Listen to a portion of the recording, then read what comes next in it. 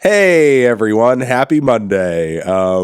Given the news that occurred over this past weekend, I think you know what we're talking about today. That's right, Taylor Swift. She has a new song on the way with Lana Del Rey. The Lanification of Taylor Swift is almost fully complete. No, I'm kidding. We're talking about one of Taylor Swift's greatest rivals, Mr. Kanye West, who also happens to be one of Kanye West's biggest rivals, who is really on his way right now to getting Andrew Tated and Alex Jones off every major social media platform that he does his little rants on. I would not even dare attempt to give you a play-by-play of all this because it's so chaotic. For the sake of being cut and dry and to the point, if you have been paying attention over the last week or so, Kanye West has been in the midst of an Instagram-based meltdown. This is easily one of his most prolific meltdowns ever and really reminded me of many past meltdowns because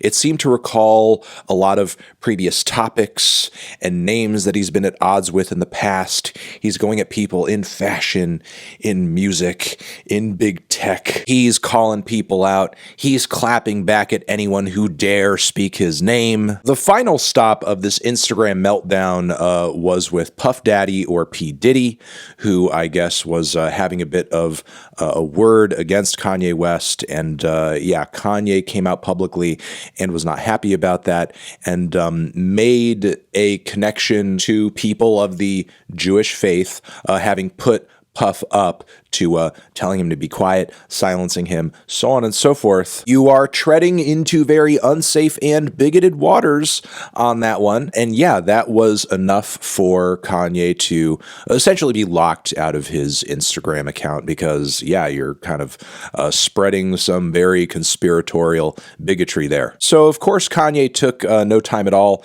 at throwing some shots on Twitter past that point, kicking things off not so subtly with the question of, who do you think came up with this whole cancel culture thing, huh? I think anyone reading the tea leaves up until this point knew where this was going, and lo and behold, Kanye West comes out on Twitter saying at first he's a little sleepy, because that's typically the mind state that you're in when you are about to be a complete and utter bigot. But and said he was gonna go DEFCON 3, not DEFCON, but DEFCON.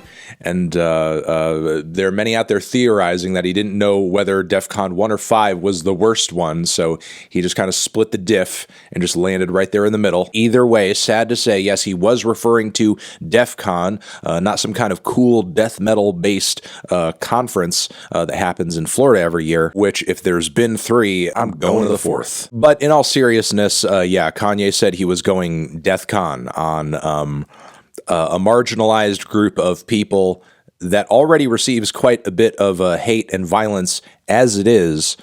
Pretty sure they don't need any extra from Mr. West. Now, in objective terms, this is what you would call bad. This was bad. This was awful. This was trash. This was pretty much the worst thing that Kanye could have done, at least in terms of how he uses his social media presence anyway. I'm sure he can, figure out ways to do worse things down the road because if Kanye does anything, it's push it too far. And this time, once again, he has pushed it too far and he's been locked out of his Twitter account as well. To be completely blunt here and tie this up a little bit, Kanye, through this action, has proven himself to be a clueless, delusional, pathetic, narcissistic fool who, at this point, I doubt can really do better, even though I do continue to hope for that down the road. I suppose from here a few things could happen. He could pull back. He could stop.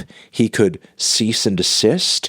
He could apologize. We are talking about Kanye here. The likelihood of him saying sorry and owning up to how horrible this is, that's low, but I suppose it could happen. And look, if those things do occur, it will be possible, I think, for I and many other people who cover music to take Kanye seriously to a degree once again. But the other direction this is more likely to go in is that Kanye will double down. He'll go harder.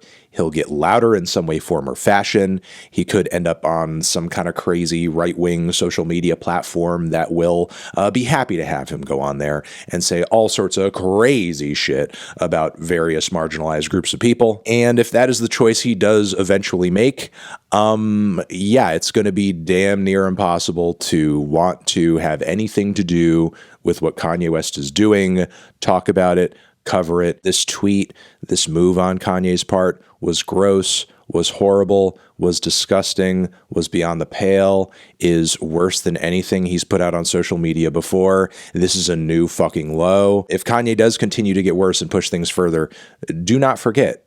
Do not let go of it. Hold this man to his words. Make him accountable for the way he acts and the things that he does.